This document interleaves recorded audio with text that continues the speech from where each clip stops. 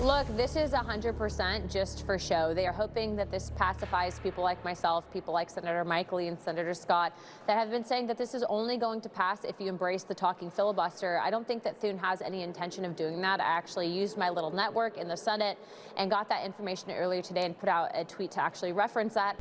And I'm also now being told that they have no intentions of doing anything with the SAVE Act, that they're hoping that it'll just go away and that people will stop calling them. And that's completely unacceptable. That was Republican Representative Luna, and she just dropped a massive bombshell exposing Senator John Thune, the leader of the Senate. His plan is to undermine the Save America Act and undermine President Trump. She's claiming that her sources in the Senate confirmed to her that Senator Thune, they're just bringing the Save America Act to the Senate floor just for a procedural vote and get it over with. And here we have a tweet where she's claiming the Senate is actually taking up the Save America Act this week, but that does not mean they're serious about actually getting it signed into law. Leader John Thune knows he does not have the 60 votes needed to pass it, and also won't invoke the standing filibuster or the talking filibuster, so he's doing this all for messaging. Basically, what she's confirming is what a lot of us been talking about over the past couple of weeks, because you have to remember that President Trump, he came out the other day and he said he won't be signing anything coming out of Congress.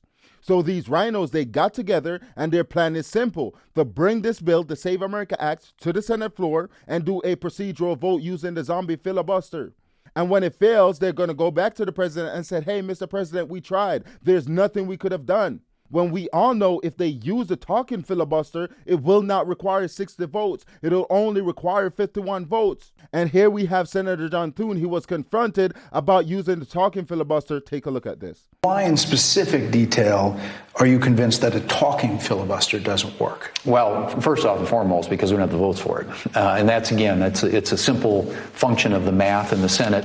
It would take even a talking filibuster, it would take 51 votes. We don't have 51 votes for that in the United States Senate. But why is that? Why are Republican colleagues not going to force the issue? The president's obviously putting his foot here, saying this is the most important thing that needs to come out of this Congress. Right, and I know people don't like to hear this, but the talking filibuster, you know, it takes you back kind of basically to the 1800s. You go back to the 19th century and the way things were done in the Senate. Let me stop it right there, because there are two things. The leader of the Senate, he's claiming that he cannot find 51 votes if he should use a talking filibuster, when we know there are 53 Senate Republicans in the Senate. How is it possible to not be able to find 51 votes out of 53? You guys have the majority. And the second thing, he's given us a history lesson on the filibuster, when we know the talking filibuster was the original filibuster, where if a senator would oppose a bill, they would have to stand on the Senate floor and make his case to the Senate and to the American people as to why they opposed that bill. And after they were done speaking, if they couldn't make their case, then it'll take a simple majority to get that bill passed. But somewhere along the way, the Senate abandoned the talking filibuster and brought in the silent filibuster, or the zombie filibuster, where senators would oppose a bill, but they didn't have to debate or make the case. They'll just signal that they'd oppose a bill. Then the bill wouldn't be brought to the floor, or if it's brought to the floor, then they don't have to debate. And it'll require 60 votes just to end the debate. And then you'd need a 51 majority to pass the bill. And this is how the Uniparty was created. And what we have to keep in mind is that Democrats, they're planning to nuke the filibuster once they take over the Senate. And here we have Senator John Thune. He was asked straight up to his face, are you doing this? Are you bringing the Save America Act on the floor for a vote just for show? Take a look at his response. That means 60 votes. You don't have 60 votes. Why go through this? Is this basically just a show? Well, I mean, we don't know that we don't have 60 votes yet. You're making an assumption. Multiple members of your conference say that there aren't even 51 votes. Yeah, well, and you're making an assumption that at the end of this debate that none of the Democrats will be won over. And I'm not saying that I appreciate your skepticism. Based on this clip alone, we can conclude that Senator John Thune, he's not willing to do whatever it takes to pass this bill. Because here he's stating that Democrats may come around to support this bill in order for him to get 60 votes. And we all know that Democrats, they're going to do whatever it takes to oppose this bill. And remember, in the previous clip that I showed you of John Thune, his excuse of not using the talking filibuster is basically we don't have 51 votes. And now he's claiming that they might have 60 votes. It just doesn't make sense. He's not doing a show vote because he might have the 60 votes. It just doesn't make sense. And here, Senator Thune, he was confronted of having 63 senators, Republican senators, in the Senate and not being able to find 51 votes. Take a look. Watching this right now, and they say to themselves, wait, aren't there 53 senators? Why can't they pass this if there's so much unanimous support? We see 84% of independent voters are on board with this. What would you say to people watching this process who want to know why the Senate has a majority of Republicans and they can't pass it?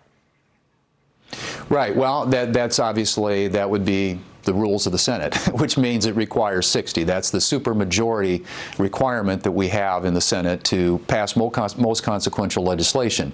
The exception to that, of course, is budget reconciliation, which we used last summer to pass the Working Families Tax Cuts Act. But as a 60-vote threshold, Martha, that is the thing that people should understand about the way the Senate works.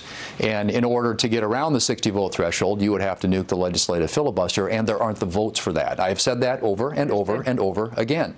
I'm not sure if it's only me, but this senator, Senator John Thune, he shows no willingness to fight to get this bill passed. Maybe the senator is a natural pessimist. But at the end of the day, the American people are watching. Because the American people gave Republicans the House, the Senate, and the White House. And the thing is, if you fail to deliver what the American people are asking for, something that is pretty popular with the American people, and you're not willing to deliver that, then you cannot expect for the American people to continue to vote Republican. I'm not trying to sound doom and gloom, but at the end of the day, Senator John Thune, he's the leader of the Senate. This is his job to get this bill to the finish line. Not for him and other RINOs to act like they support the president and trying to undermine him behind his back. But fortunately, the president made a statement and said, if you do not vote for this bill, if you do not support this bill, you do not have my support and you will never get my endorsement. Take a look at this. Especially because the majority of these senators, well, they grovel for President Trump's support and then fail to deliver on the very basics. And so I was very happy to see President Trump said, if you don't vote for it, you're not getting my support for your reelection. And I think that that's the right position to take. But again, I do agree with the president right here. If a Republican senator opposes this bill, the Save America Act, that will require voter ID, that will require proof of citizenship, that will ban mail-in ballots unless you're in the military, disabled, or traveling, then President Trump should not endorse them. Not only that, President Trump should also campaign against these senators, because this is the reason why the American people voted for Republicans to put them in office. And now they're failing to deliver on the president's promise. But even though you have some RINOs that are rooting against the president, we have some pretty good news for the president overall, because his approval numbers among Republicans is through the roof. Take a look at this reporting. And this is one of those, because just take a look here. MAGA GOP view of Trump.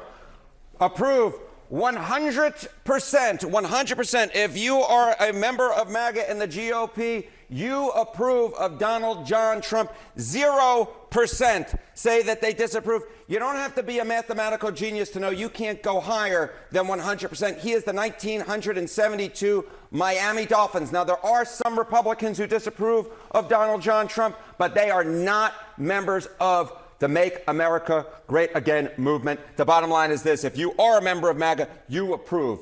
As you can see, despite RINOs trying to sabotage the president's agenda, despite a Democrat shutdown of the government, despite the negative media coverage of the war in Iran, the president's approval ratings among his base is pretty strong. And this is to show you that the American people still supports President Donald Trump. And the next thing that I want to talk about is because Democrats are slowly coming out admitting that illegal immigrants are voting in our elections, which is why we need to pass the Save America Act. But RINOs, they're trying to sabotage the president. Take a look at this. 8.2 million people registered to vote in Georgia.